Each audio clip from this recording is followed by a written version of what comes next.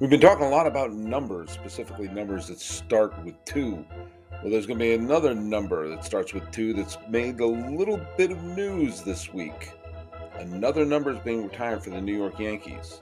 And your pal Sully has some thoughts. This is Locked On MLB.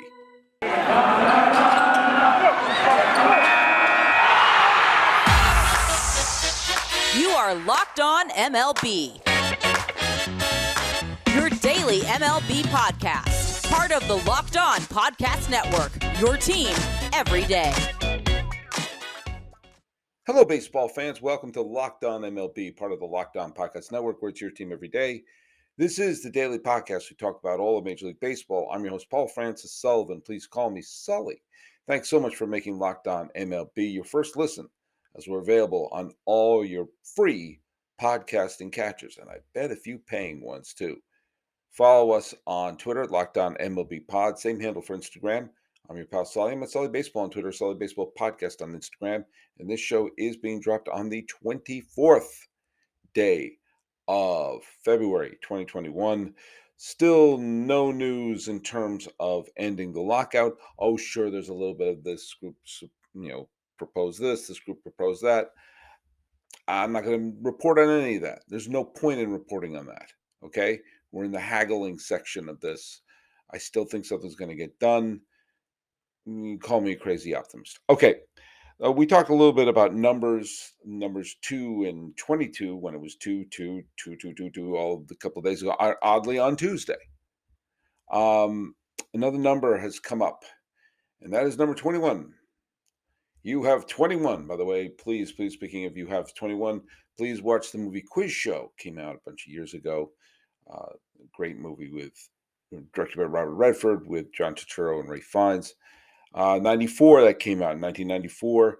Paul O'Neill was the batting champion, and the Yankees they would have won the division. Now, whether they would have won the pennant or not, there's a very, very good White Sox team they would have to beat, and also a pretty good Indians team they'd have to beat. But the Yankees probably would have had as good a chance as any to win the pennant that year. And Paul O'Neill was a huge part of that.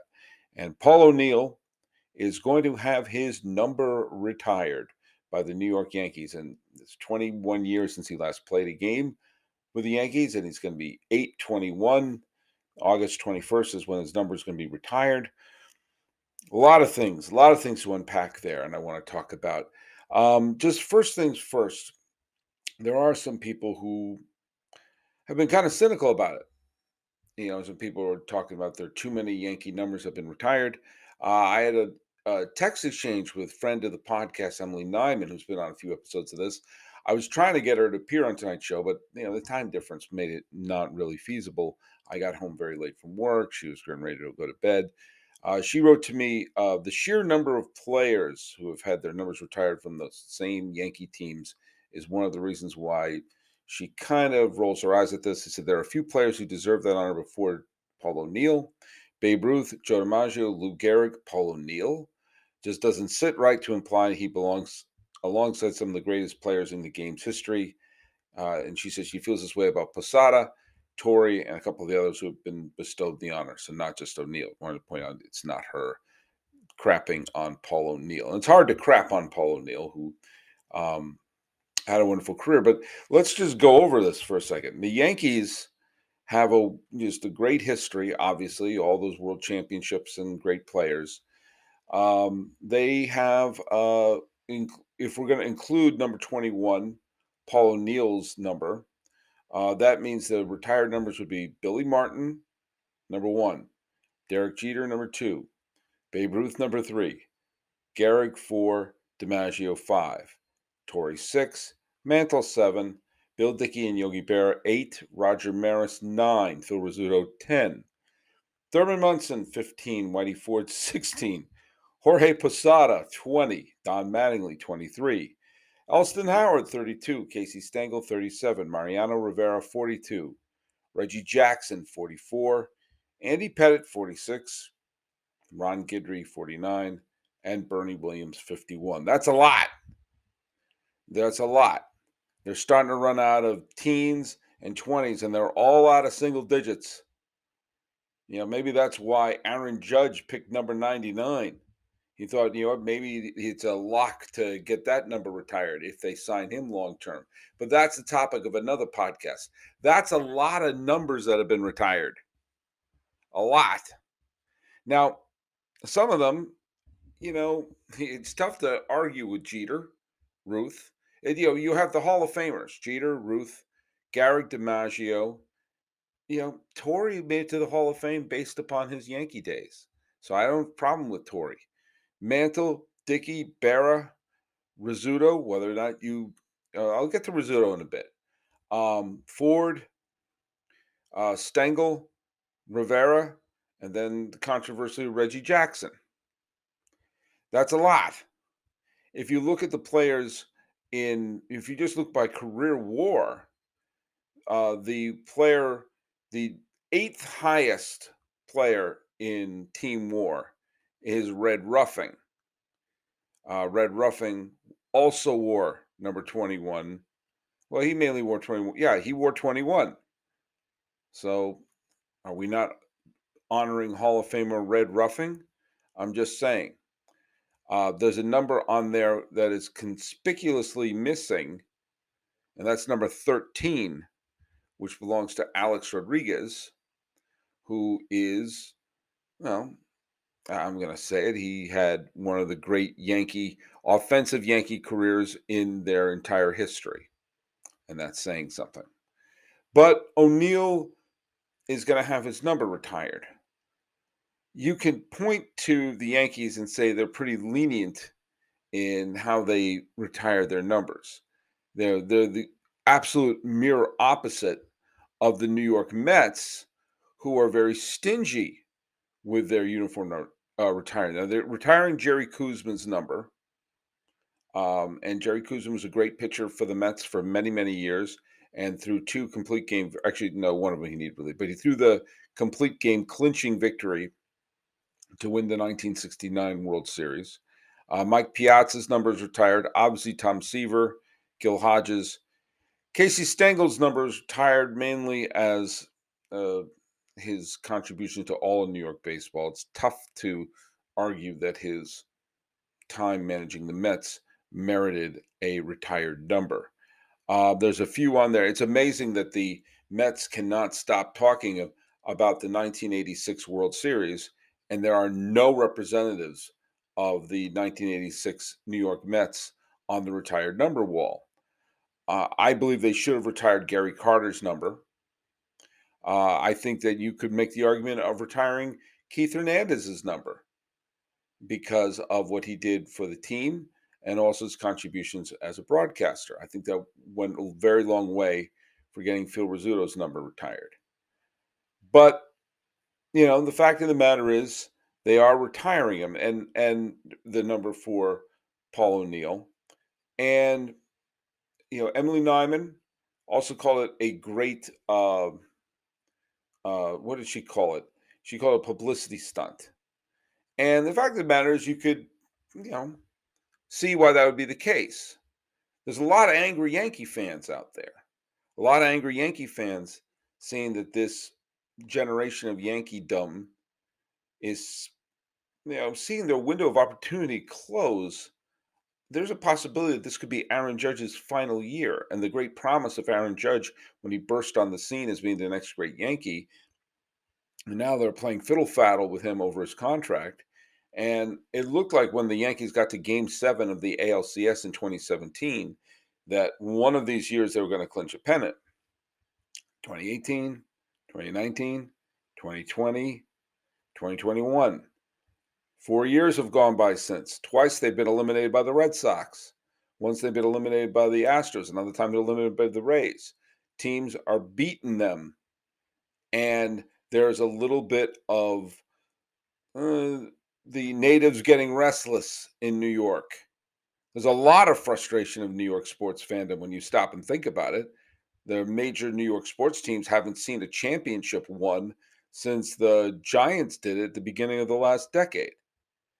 And so maybe doing something like retiring Paul O'Neill's number gets people in that nice, fuzzy, happy mood when it comes down to a retired number and remembering all the nostalgia. You can be kind of cynical about something like that, but I have some thoughts. And do you know what? I actually think there's some positive feelings that I have for Paul O'Neill's number being retired, more so than some of the other players who already have been immortalized. And if you know me, and you know that I grew up a huge Red Sox fan, and I hated Paul O'Neill when he was with the Yankees, I think it would have been a long shot bet to think that I would be in support of something like this. But I kind of am. If you're going to make any bets, go to BetOnline. Football season might be over, but basketball is in full steam for both pro and college hoops. From the latest odds, totals, players' performance props, to where the next fired coach is going to land, BetOnline is the number one spot for all your sports betting needs. BetOnline remains the best spot for your sports scores, podcast news this season. It's not just basketball. BetOnline is your source for hockey, boxing, UFC odds, right down to the Olympic coverage and information. Head to the website today or use your mobile device to learn more about the trends and action. BetOnline is where the game starts. Michael Kay on his radio show made a great point that the 9 years that Paul O'Neill played with the Yankees, he joined the Yankees when he was 30. So his entire 20s were spent playing in Cincinnati. He played uh, 87, 88, 89, 90, 91, and 92 with the Reds. He played 8 years altogether, but really six because 85 and 86, he basically had just cups of coffee with the team. And Lou Piniella and some of the other people in charge of the Reds were really trying to make him a big home run hitter. And while he got to 28 home runs in his All Star season of 1991, it affected his average, it affected his on base percentage, it affected his overall OPS. And when he came to the Yankees, starting at age 30, while he did have some high home run totals, it was a steroid era, so anyone could hit 20 home runs, which he did several times. But he was an extra base machine in terms of doubles and getting tons of hits and doing things right. And in 1996, he threw 102 walks into the mix as well. He was just an overall offensive player instead of the big honking slugger that the Reds wanted him to be. Now, if he had been in New York through his 20s, there would have been a chance of him getting a lot closer to 3,000 hits than he did. He finished with 2,100 hits, but consider his, 23 to 30, like a 7 year stretch where he was getting tinkered with, as opposed to went to the Yankees, where he finished in his 9 seasons with the Yankees, averaging 303 and averaging an OPS of 869, as opposed to 767 when he was with Cincinnati. He probably kind of could have been a borderline Hall of Famer if he played his entire career with the Yankees, giving that kind of production. But there's another element. Remember when the Yankees traded Roberto Kelly to get Paul O'Neill, it was not looked upon as a good trade for the Yankees. Roberto Kelly was the Yankees' main all-star in those lean years of the early 1990s. And O'Neill looked like an underachieving dude who was from Ohio. And he wanted to play for his hometown Reds, wound up winning a World Series title for his troubles. But he fit in perfectly with New York, who didn't try to make him into a big, huge slugger, turn him into a batting champion. And when he arrived 1993, that was really when the fortunes of the Yankees turned around. Lest we forget, the Yankees went from the Bronx Zoo era until 1995 without going to the postseason. They went, except for the first 2 years of the 80s, from 82, the rest of that decade, no playoffs in the Bronx. The beginning of the 90s, they looked terrible. Steinbrenner was suspended. The team was a mess, and there was talk about moving them to New Jersey. And when O'Neill arrived in 1993, yes, they were starting to build the foundation for the team, and it was Bernie Williams was starting to emerge on the team, and some other players who became part of the championship team were starting to come up through the farm, and Pettit and Rivera and Jeter were still brewing in their system. But it was the arrival of three veterans in 1993 that really kind of saw the culture of the Yankees turn around. Jimmy Key was one, Wade Boggs was another, and Paul O'Neill was the third. And they were all huge contributors. Jimmy Key was really underrated. Huge contributors when they won the World Series in 1996, something that a lot of Yankee fans thought would not going to happen again. It had been since 1978 since they had won a World Series, and I knew more than one Yankee fan who was convinced they would never win a World Series title after the death of Thurman Munson. O'Neill fit right in, became an all-star right away, became a batting champion, got huge hits, made that great catch to end the game 5 of the 1996 World Series. And O'Neill represented for a lot of Yankee fans that hard-nosed player that they needed to have, and was a huge fan favorite, got gigantic hits along the way, put up great numbers, and the Yankee fans serenaded him during game 5 of the 2001 World Series, knowing it was probably his last ever home game that he was ever gonna play. And Paul O'Neill had that, epic at bat against, Benitez in game 1 of the 2000 World Series when the Mets had the lead in the ninth inning, and he fouled off, and got on to spark the rally that tied the game in the ninth inning. The Yankees went on to win that World Series. If they lost the first game, that would have really given all the momentum to the Mets. So there are many reasons why to retire his number. And the fact of the matter is, it's there because he represented to Yankee fans the beginning of first of all, the greatest run that a team has had, at least up till that point in the wild card era. The idea of a dynasty being built in a time when dynasties really can't be built. And the Yankees pulled it off, and he was a huge part of that. And so I'm all for celebrating. I'm all for celebrating. And I'm not going to tell the Yankees how to celebrate or not celebrate their players and their background. If they want to make their fans happy by having a Paul O'Neill day, great. Keep in mind, he's also contributing as a broadcaster. I think a big Phil Rizzuto had a wonderful career, won an MVP and everything like that. But the fact that he was also the voice of the Yankees for so long is one of the reasons why number 10 being retired for Rizzuto, that's not a bad thing. Now, if you go down the line of the Yankees who did have their numbers retired, I'm not sure about Posada. You can argue either way about Mattingly, about him being the man in Yankeedom when things were really, really not very good in Yankeedom. Um, Pettit and Ron Guidry, I'm not going to tell them how to celebrate. Roger Maris having his number 9 retired is a little bit ironic that he was, whether or not you think he deserved his number retired, he wasn't even the best Yankee to wear number 9. That would be Greg Nettles. The fact that Alex Rodriguez's number is not retired is, I think, bizarre. I think it's interesting that Posada and Guidry have had their numbers retired, but not Willie Randolph, who was a team captain and there for a long time. But I am not going to criticize the team for creating an event that is going to make their fans happy, even if it is kind of cheap nostalgia. You know what? The Yankees are sentimental. They've always been sentimental. And if they want to pull on the heartstrings, or, cynically, you can say they're trying to make fans forget about some of the troubles they're having on the team now by reminding them of the past. Well, the Yankees always do that.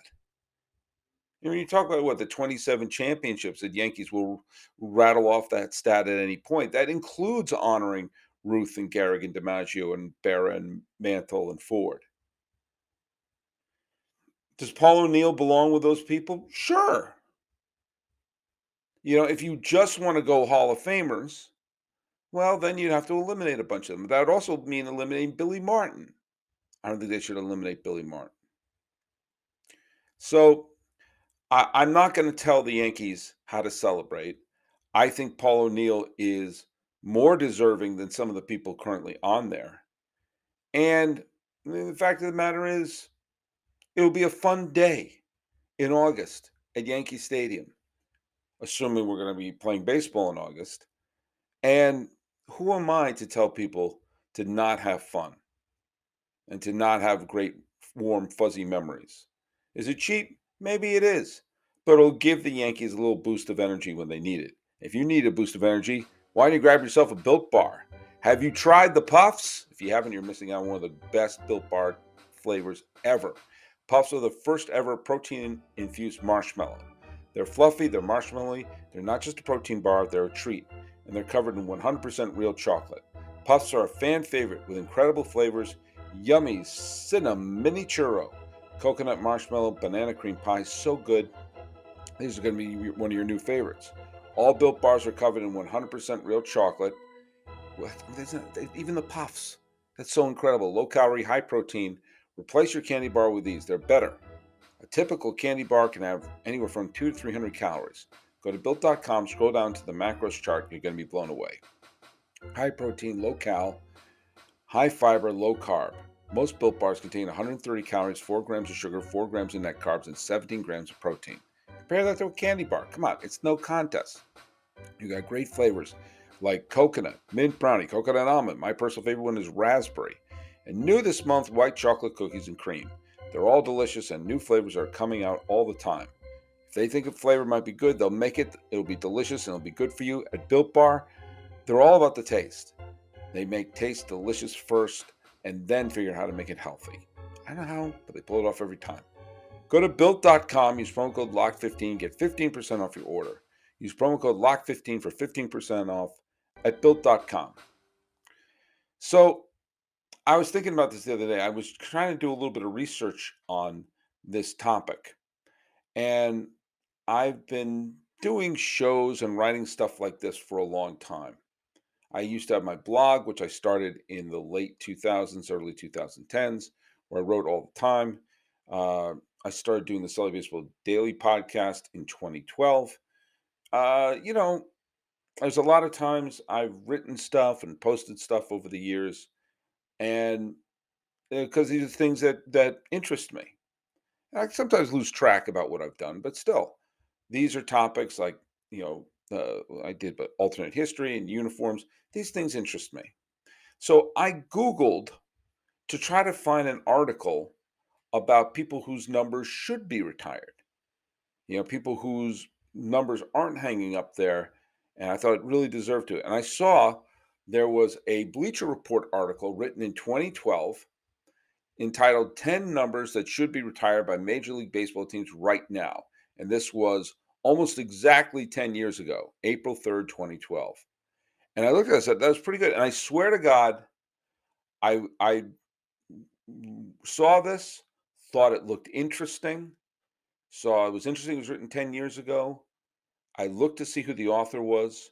The author was me, Paul Francis Sullivan. I forgot I wrote this. I write a lot of stuff. I record a lot of stuff. Sometimes I forget. I forgot that I wrote this 10 years ago. So let's see what I said 10 years ago. One that I said should be retired was Wade Boggs should have his number 26 retired. I thought it was odd that his number 12 was retired by the Rays, but why did the Red Sox not retire him for his great 10 years that he had there and kept handing it off to people like Wes Chamberlain, Aaron Seeley, and Orlando Merced? Well, since then it has been retired. When I said Bonds, San Francisco Giants number 25, which Bonds? Bobby? Barry? I said avoid all controversy and just have it say Bonds. Well, as it turns out, the Giants did retire number 25 for him. Great. I said 10 years ago, Gary Carter for the Mets. Yeah. And I wrote this shortly after Gary Carter died. I thought it was ridiculous that they waited till after he died. And guess what? They're still waiting. Retire number 8, would you please? Hey, I have a Yankee number that should have been retired and still isn't. 54. Gossage. Hall of Famer, and had his greatest moments with the Yankees. I don't see people necessarily clamoring to get number 54, but alas, He's still on the outside looking in. I said Satchel Paige should have number 29 retired by Cleveland. I said the great Paige was one of the great pitchers of all time. Only spent a few years in Cleveland picking up his World Series ring, and his best baseball seasons were or best Major League Baseball season were with the St. Louis Browns. But one of the great and legendary figures in baseball does not have his number retired. That isn't right and can easily be corrected. And if it makes young fans ask who was Satchel Paige, then that's not such a bad thing either. I stand by Satchel Paige needs his number 29 retired. I thought number 29 should be retired for Dan Quisenberry and the Kansas City Royals, who've only retired, let's see, who have they retired? Uh, Dick Hauser, George Brett, and Frank White. That's it. That's all the numbers that they've retired. Now, eventually, someone from this recent World Series title team will have their number retired, but why not number 29? I'm just saying. This one is a crime. I wrote this that the Astros should retire number 50 for J.R. Richard. And it just, to me, especially when you consider that the Astros retired Don Wilson and Jim Umbricht's numbers based upon tragedies that happened in their life, but not J.R. Richard, who was on pace to being the greatest pitcher in Astros history before the stroke hit him in 1980. I don't understand this, and now J.R. Richard is no longer with us. They had the chance to honor him with number 50, and they did not. I said Dave Stewart should have his number 34 retired for the A's. I know that 34 was eventually retired for Raleigh Fingers, but why was his number available when Dave Stewart showed up? Well, the A's must have read this article because Stewart got his 34 retired. Fernando Valenzuela, I say number 34 with the Dodgers. That's been kind of unofficially retired. No one's worn it for a long time, but it's such a beloved player in a beloved uniform you see all over the place at Dodger Stadium, and he's now a beloved announcer. Why not pull a day where you honor Fernando Valenzuela? Who gets hurt by hanging up number 34 officially? And do you know what?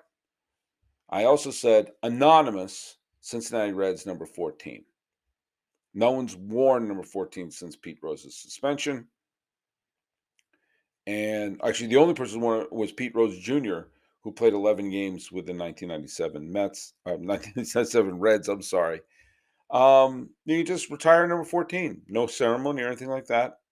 Just retire it. And you sort of winked to everyone. Said, yeah, yeah. He's going to be alongside Fred Hutchinson, Johnny Bench, Willard Hirschberger, Joe Morgan, Sparky Anderson, Dave Concepcion, Ted Kluzinski, Frank Robinson, and Tony Perez. Shouldn't the greatest Red of them all have his number retired? I think so. We know that a former Red, Paul O'Neill, is going to have his number retired by the other team he played for, which was the Yankees. And I'm not going to tell a team or their fan base how to celebrate. So there you go. I wound up trying to find an article, and I wound up finding an article that I had no memory existed that I happened to have written. It's a weird place, the internet. But hey, thanks so much for making us your first listen. And you can make your second listen be Locked On Bets with your boy Q, an expert analysis from Lee Sterling. Talking about the Yankees retiring Paul O'Neill's number, why I don't think that's such a bad thing. But number 13 and Alex Rodriguez should be retired as well. This is Locked On MLB for the 24th day of February 2021. I'm your host, Paul Francis Sullivan. Please call me Sully.